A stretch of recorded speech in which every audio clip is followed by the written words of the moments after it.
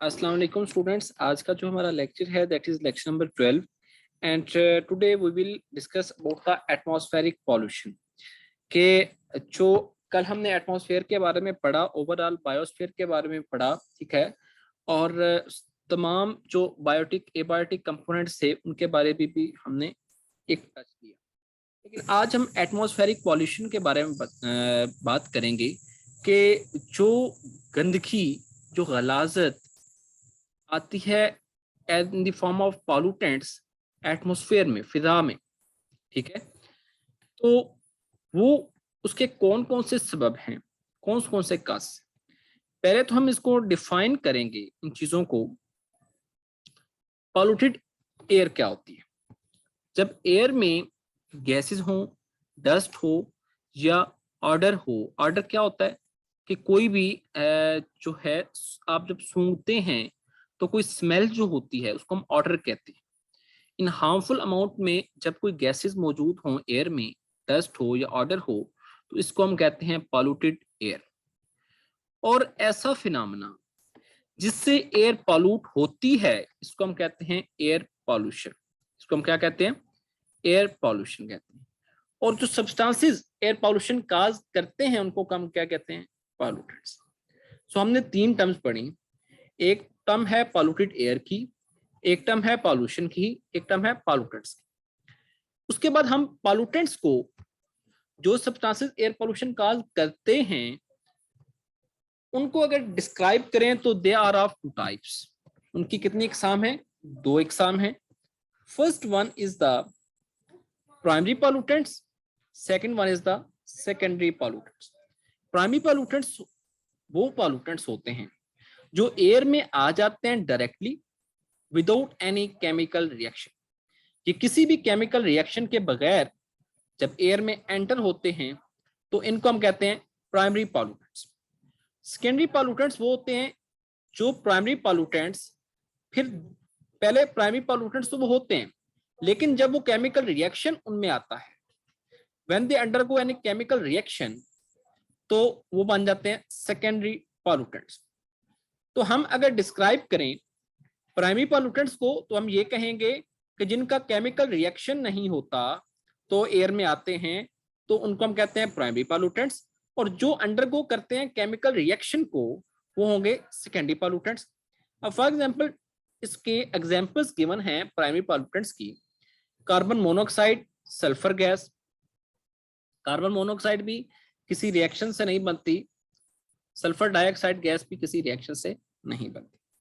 लेकिन secondary pollutants में अगर हम देखें, sulphuric acid H2SO4 that is made up of H2O and SO2, ठीक है। तो ये बेसिकली H2SO4 बनता है। देन ओजोन O3, ये भी ऑक्सीजन के मालिक्यूल्स और एक फ्री रेडिकल जब मिलते हैं तो ओजोन बनता है। तो केमिकल रिएक्शन होता है। Then comes the sources and effects of pollutants. Carbon monoxide हमने पहले डिस्क्राइब किया एज प्राइमरी पॉल्यूटेंट। तो इसके सोर्सेज क्या हैं? ये वोल्केनिक इरप्शन से निकलता है। नेचुरल गैस जब इमिट होती है, इमिशन होती है, या मीथेन की जब ऑक्सीडेशन होती है, तो इसके यही सोर्सेज हैं, volcanic eruption, natural gas emission, natural gas जब एमिट होती है, और मीथेन ऑक्सीडाइज होती है। ह्यूमन एक्टिविटीज जो हैं जिनकी वजह से कार्बन मोनोऑक्साइड आता है, कि जब आप फ्यूल बर्न करते हो तो 75% जो कंट्रीब्यूशन है वो ऑलमोस्ट कार्बन मोनोऑक्साइड का होता है। फॉरेस्ट फायर, किसी जंगल में आग लगती है, कंबस्शन होती है एग्रीकल्चर प्रोडक्ट्स की, जो धुआं निकलता है तो उससे भी कार्बन मोनोऑक्साइड प्रोड्यूस होता है। Incomplete combustion of carbon, carbon की इनकम्प्लीट कंबस्शन जो है वो भी क्या काज करती है? वो कार्बन मोनोऑक्साइड बनाती है। इसके इफेक्ट्स क्या होते हैं? सफोकेशन, सांस का तंग होना। जब ये इनहेल होती है तो बंदा ऐसे फील करता है जैसे उसका सांस तंग हो रहा है। ब्रीदिंग प्रॉब्लम, सांस लेने में मुश्किलात आती हैं। Can cause headache, unconsciousness and eventual death. ये क्या काज करती है? सर दर्द काज करती है। उसके अलावा ये बेहोशी काज कर सकती है। और उसके अलावा ये अगर ज्यादा अमाउंट में इनहेल हो जाए तो ये डेथ काज करती है, ठीक है। Then the nitrogen oxide NO, दो फॉर्म में, एक नाइट्रोजन मोनोऑक्साइड होता है और एक नाइट्रोजन डाइऑक्साइड होता है। मोनोऑक्साइड को हम NO कहते हैं और डाइऑक्साइड को हम NO2 कहते हैं। अब इनके नेचुरल सोर्स देखें तो इसके नाइट्रोजन ऑक्साइड के bacterial activities are the natural source of the nitrogen oxide. Human activities देखें तो कोल की या फ्यूल ऑयल की बर्निंग की वजह से जो है ये प्रोड्यूस होता है, और फ्यूल जब बर्न करता है इंटरनल कंबस्शन इंजन्स में तो नाइट्रोजन ऑक्साइड प्रोड्यूस होता है। उसके बाद इसके इफेक्ट्स क्या हैं, ये इसका रेजिडेंस टाइम जो है 2 and 4 डेज है, 2 to 4 डेज इसका रेजिडेंस टाइम है, एक जगह पे रहती है, और ये काज करती है एसिड रेन, ऐसी रेन जिसमें एसिड की क्वांटिटी ज्यादा होती है, जिसमें पीएच जो है वो मोर देन 7 हो जाती है, तो ये एसिड रेन काज करती है, जिससे क्या होता है, साइल इरोजन होती है, जिससे क्या होता है, पेंट्स खत्म होते हैं, जिससे क्या होता है, बीमारियां आती है, ठीक है। Then the sulphur oxide, sulphur oxides, अब सल्फर डाइऑक्साइड भी होते हैं, सल्फर ऑक्साइड्स भी होते हैं। इनके नेचुरल सोर्सेज क्या हैं, वोल्केनोज, वोल्केनोज के बारे में हम आगे भी खैर कई दफा डिस्कस कर चुके हैं। तो वोल्केनोज जो हैं 67% ऑफ सल्फर ऑक्साइड प्रोड्यूस करते हैं, और सल्फर की ऑक्सीडेशन जब होती है, ऑक्सीडेशन का मतलब क्या होता है, जब सल्फर में ऑक्सीजन ऐड होता है, ठीक है, बाय डिकम्पोजिशन ऑफ मैटर, तो सल्फर ऑक्साइड बनता है। ह्यूमन एक्टिविटीज कौन कौन सी इन्वॉल्व है, कंबस्शन ऑफ फ्यूल, फ्यूल जब कंबस्शन होता है, फ्यूल जब जलता है, ठीक है। इफेक्ट्स क्या हैं, ये लोगों के लिए डेंजरस है, स्पेशली हु हैव एस्थमा, उन लोगों के लिए जिनको सांस की तकलीफ है, इनको एस्थमा है। Pungent order is irritating and suffocating, इसका जो पंजेंट आर्डर होता है, इसकी जो स्मेल होती है बड़ी तिरछी सी होती है, वो इरिटेट करती है, सफोकेट करती है। इसके अलावा ये एसिड रेन काज करती है, सल्फर ऑक्साइड भी क्या काज करते हैं, एसिड रेन काज करती है। Then comes the VOCs, volatile organic compounds. Volatile organic compounds क्या होते हैं, ये ऐसे ऑर्गेनिक कंपाउंड्स हैं जो वेपर्स बन जाते हैं या गैसियस फॉर्म में चेंज हो जाते हैं, उनको हम कहते हैं वोलाटाइल ऑर्गेनिक कंपाउंड्स। इनके सोर्सेज क्या हैं, paints, would preservative, would preservatives जो इमिट करते हैं ऑर्गेनिक कंपाउंड्स को, like formaldehyde, benzene and methyl chloride. Benzene को फॉर्मेल्डिहाइड एंड मिथाइल क्लोराइड ये एमिट करते हैं, ठीक है, और जिसकी वजह से वोलेटाइल ऑर्गेनिक कंपाउंड की कंसंट्रेशन ज्यादा हो जाती है। फॉरेस्ट फायर, जंगल में आग लग गई है, वोल्केनोज हैं, वो भी ये प्रोड्यूस करेंगे बेंजीन, वो भी वोलेटाइल ऑर्गेनिक कंपाउंड है। अब ऑर्गेनिक कंपाउंड का आपको पता होगा मेरे ख्याल में, मैं आपको दोबारा बता देता हूँ कि ऑर्गेनिक कंपाउंड्स बेसिकली क्या होते हैं, जिनमें कार्बन और हाइड्रोजन इन्वॉल्व होता है, जस्ट दो, कार्बन और हाइड्रोजन। वोलेटाइल वो होंगे जो वेपर्स बनेंगे, और कौन कौन से उनके सोर्सेज हैं वो मैंने आपको बता दिया। इफेक्ट्स क्या होते हैं, इनका एक्सपोजर क्या करता है, डिजीनेस काज करता है, वॉमिटिंग काज करता है, रैपिड हार्ट बीट काज करता है। डिजीनेस के इंसान जो है वो उकताहट जाता है, वो ढीला पड़ जाता है, वॉमिटिंग, उल्टियां आने लग जाती हैं, हार्ट बीट, दिल की धड़कन तेज हो जाती है, और ज्यादा एक्सपोजर जो है इसका ये डेथ काज कर सकता है। देन कम्स द फॉर्मएल्डिहाइड्स, इनका सोर्स भी सेम है जिस तरह हमने सल्फर ऑक्साइड का पढ़ा, लेकिन वोलेटाइल ऑर्गेनिक कंपाउंड्स का पढ़ा। इफेक्ट्स क्या हैं, ये म्यूकस मेम्ब्रेन जो है उसको इरिटेट करता है, ठीक है, इस वजह से वो शख्स जो है अनकंफर्टेबल फील करता है, ठीक है, म्यूकस मेम्ब्रेन को इरिटेट करता है। मिथाइल क्लोराइड ये एरोजोल स्प्रेज में मौजूद होता है। एरोजोल स्प्रेज कौन से होते हैं, एरोजोल स्प्रेज वो होते हैं जिनको हम आप परफ्यूम यूज करते हैं वो भी एरोजोल स्प्रे है, ठीक है। उसके अलावा जितने भी आप इनहेल करते हो वो एरोजोल स्प्रेस होते हैं। इफेक्ट्स क्या काज करता है? Toxic can cause death, dead eyes, tongue throat and stomach problems. ये डेथ काज कर सकता है, इतना टॉक्सिक होता है। रेड आइज, आइज रेड हो जाती हैं। टंग थ्रॉट एंड स्टोमक प्रॉब्लम, जबान का मसला, गले का और मेदे का मसला जो है इस वजह से बनता है। So this was the methyl chloride.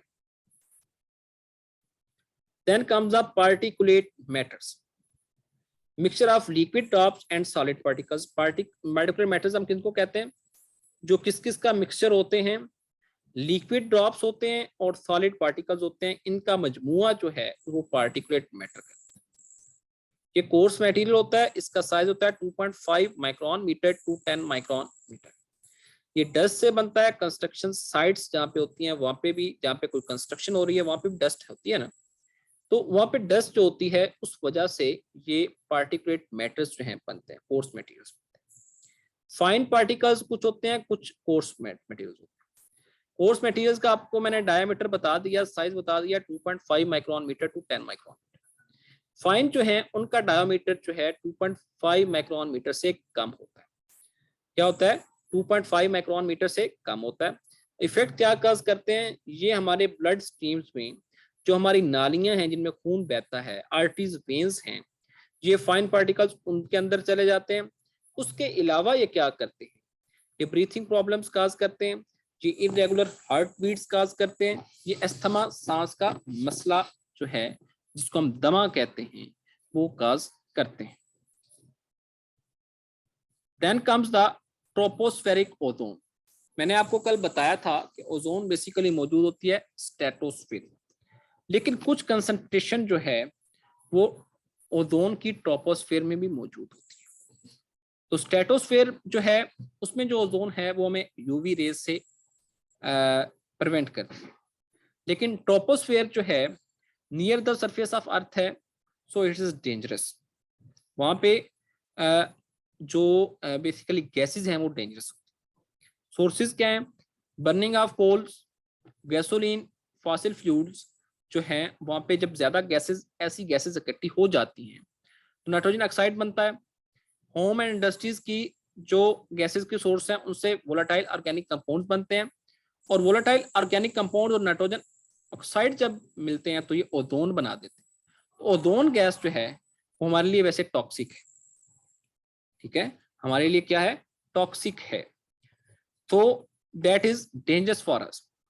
Effects क्या है? Asthma, breathing issues, sore throat, cough, blood sales.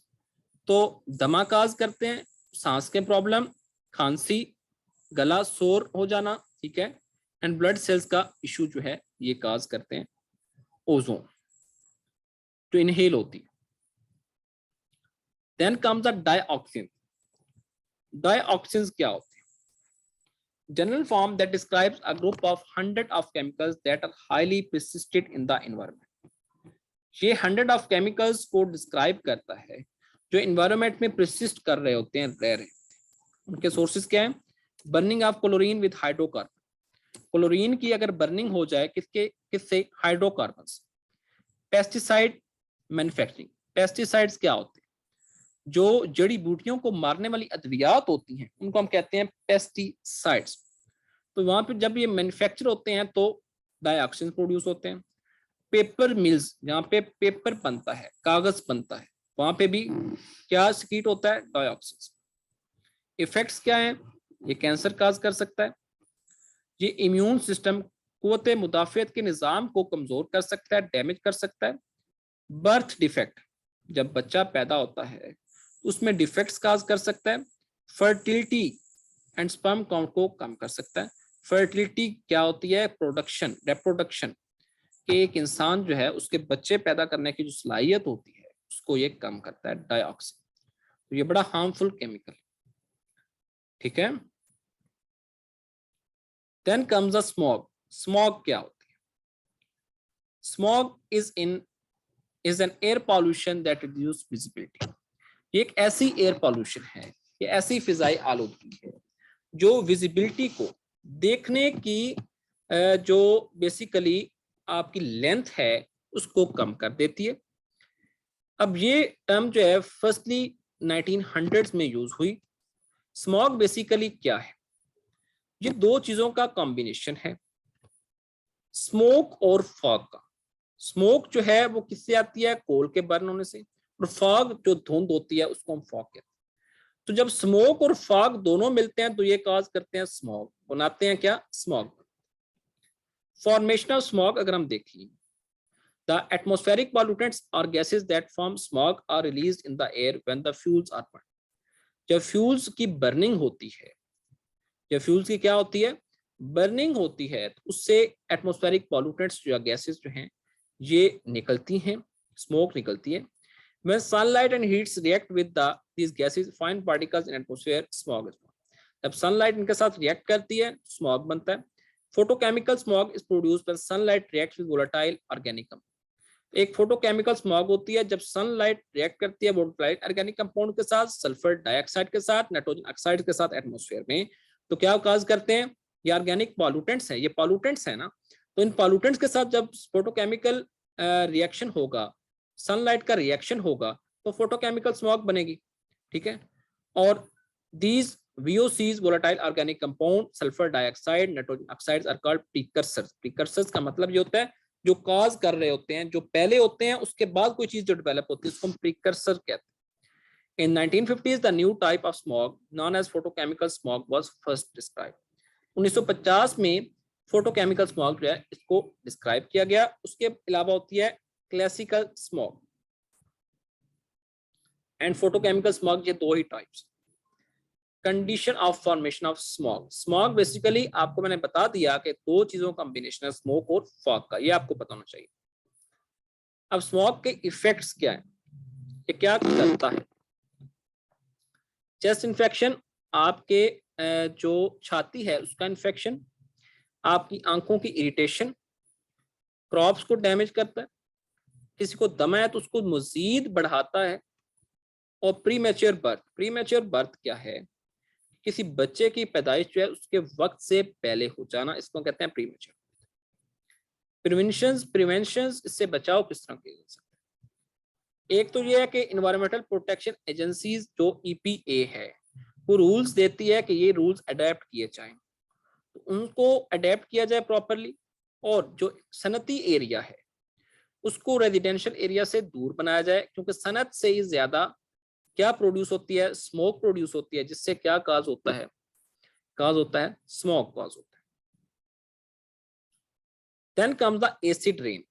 Acid rain क्या है? रेन और any other form of precipitation that is usually acidic, having elevated level of hydrogen ions, low pH। Sorry, आगे मैंने आपको शायद गलती में बताया कि मोर देन 7 एसिडिक होती है, नहीं। मोर देन 7 pH होगी तो बेसिक होगा, 7 होगा तो न्यूट्रल होगा, लेस देन 7 होगा तो एसिडिक। तो एसिडिक pH होता है, लो pH होगा तो एसिडिक होगी। ठीक है। एसिडिक गैसेस जो हैं वो कार्बन डाइऑक्साइड CH4, जिसको मीथेन कहते हैं, carbon monoxide, sulphur oxide, nitrogen oxide. तो ये गैसेस जो हैं ये काज करती हैं क्या? एसिड रेन काज करती हैं।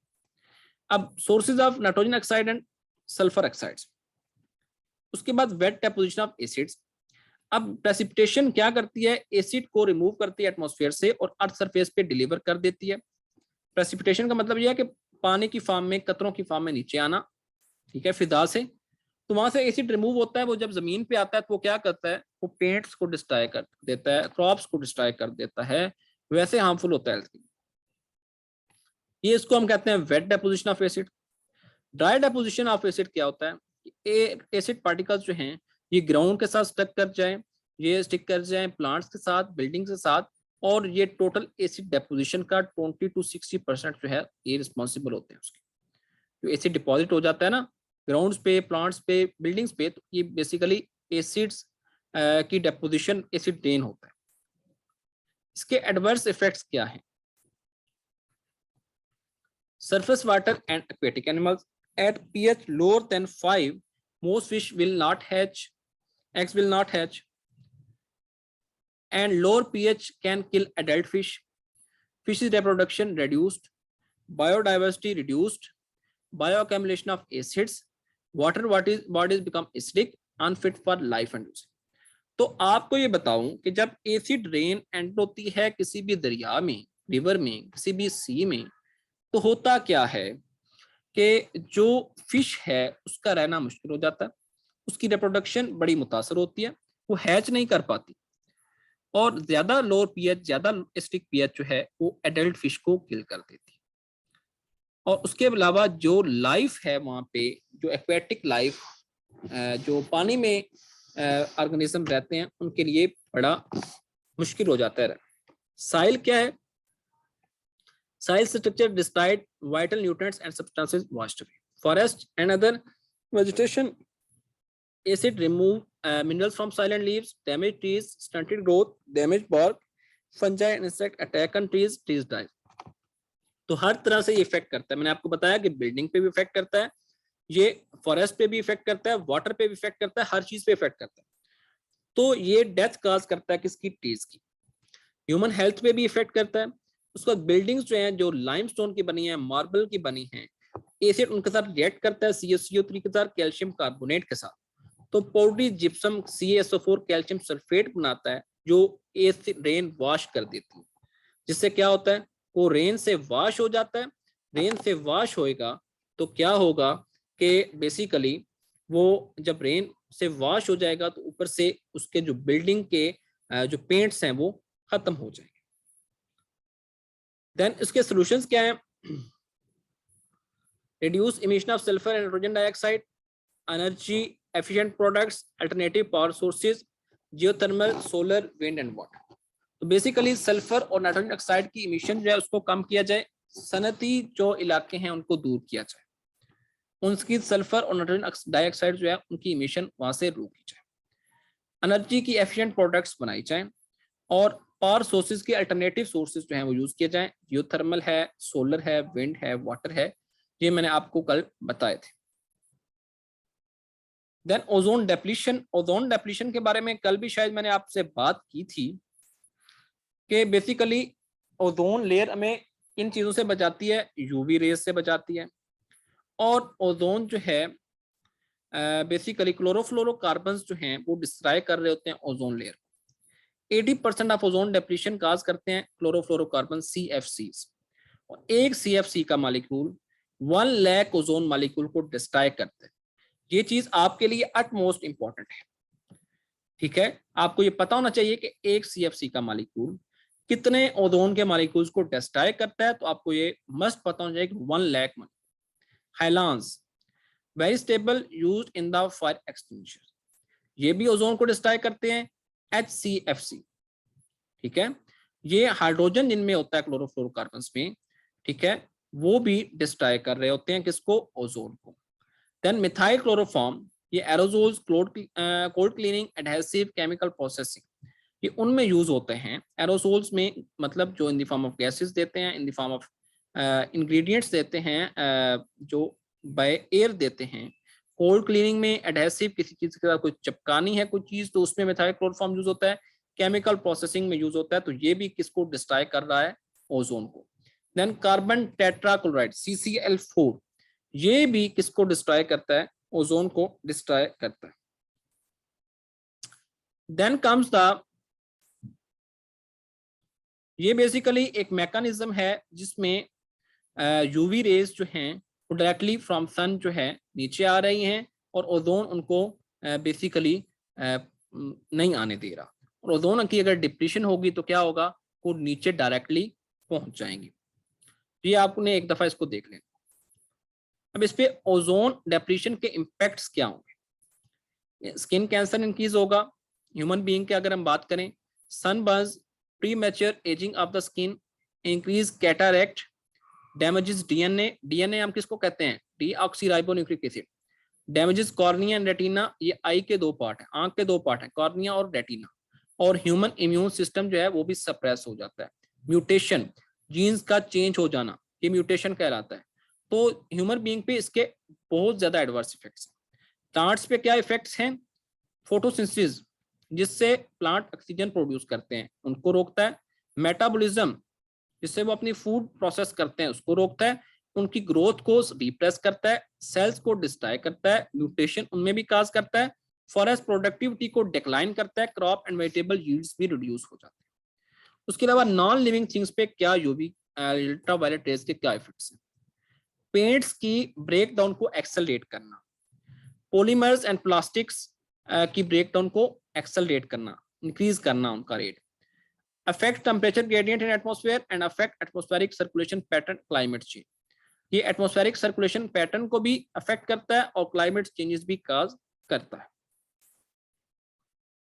उसके बाद ये क्लाइमेट चेंज जो है, ये इस क्लाइमेट सिस्टम है, long term change in global climate. Global climate में लॉन्ग टर्म चेंजेस आती हैं। आपको क्लाइमेट और जो वेदर है उसमें डिफरेंस मैंने शायद करवाया था लास्ट लेक्चर्स में।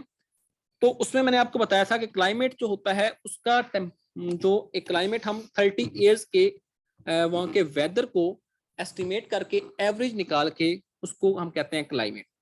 तो क्लाइमेट सिस्टम किस तरह डिस्टर्ब होता है, ग्लोबल वार्मिंग किस तरह आती है, जब यूवी रेज डायरेक्टली आएंगी तो वो क्या करेंगी, हीट काज करेंगी, हीटनिंग काज करेंगी, जिसकी वजह से टेम्परेचर जो कोल्ड जगह है उनका चेंज होना स्टार्ट हो जाएगा। ग्लोबल वार्मिंग क्या है और ग्रीन हाउस इफेक्ट क्या है, यही चीजें बेसिकली हमने क्लाइमेट चेंज और ग्लोबल वार्मिंग है इसमें पढ़नी। Slow increase in the average temperature of the Earth atmosphere because an increased amount of energy striking the Earth from the sun is being trapped in atmosphere and not radiated back. Atmosphere में इतने ज्यादा pollutants हैं कि जो सन से raise आ रही हैं उनको रेडिएट वापस नहीं कर रहे, उनको वापस रिफ्लेक्ट नहीं कर रहे, तो जिसकी वजह से वो सारी रेज वो अर्थ के एटमॉस्फेयर में रहती हैं। जब वो अर्थ के एटमॉस्फेयर में रहती हैं तो क्या होता है कि टेम्परेचर अर्थ का एवरेज टेम्परेचर इंक्रीज कर जाता है। ग्रीन हाउस इफेक्ट क्या है कि हीट का ट्रैप करना अर्थ को वार्म रखने के लिए, इसको हम कहते हैं ग्रीन हाउस इफेक्ट। ठीक है, तो सन रेज जो होती हैं, earth atmosphere always acted like green atmosphere to capture sun rays, sun rays को कैप्चर किया जाता है। Without our atmosphere greenhouse the earth would be very cold. अगर ये ग्रीन हाउस इफेक्ट ना होता तो अर्थ शायद बहुत कूल होती, लेकिन प्रॉपरली ग्लोबल वार्मिंग जो है जब ज्यादा होगी तो फिर बहुत ज्यादा इंक्रीज इन टेम्परेचर आएगा, टेम्परेचर बहुत ज्यादा इंक्रीज हो जाएगा। ये है जी ग्रीन हाउस इफेक्ट जो आपको नजर आ रहा है। ठीक है, सन से जो रेज आ रही हैं उनको अर्थ के एटमॉस्फेयर में ही रिटेन करना, इसको हम कहते हैं ग्रीन हाउस इफेक्ट। ठीक है, then the climate change processes, इसमें ग्रीन हाउस इफेक्ट आता है, black carbon deposits, land use changes, volcanic eruption, volcanoes erupt करते हैं। Indicators of climate change, AGGI, Arctic sea ice extend, atmospheric carbon dioxide, melting of polar ice caps and glaciers. अब इसमें climate change के indicators क्या होते हैं कि basically ice के एक्सटेंट्स जो हैं वो डिक्रीज होना शुरू हो जाते हैं, आइस जो है वो क्या होने मेल्ट होना स्टार्ट हो जाती है। आर्कटिक सी आइस, आर्कटिक सी की जो आइस है वो डिक्रीज होना स्टार्ट हो गई 40%। एटमॉस्फेरिक कार्बन डाइऑक्साइड जो है वो इंक्रीज करना, कार्बन डाइऑक्साइड जो है वो इंक्रीज करना स्टार्ट हो जाती है। हालांकि हमारे एटमॉस्फेयर में 0.03% है, लेकिन जब 16% इंक्रीज आ रहा है 30 ईयर्स इसमें, वो भी किसकी वजह से आ रहा है, क्लाइमेट चेंज की वजह से आ रहा है।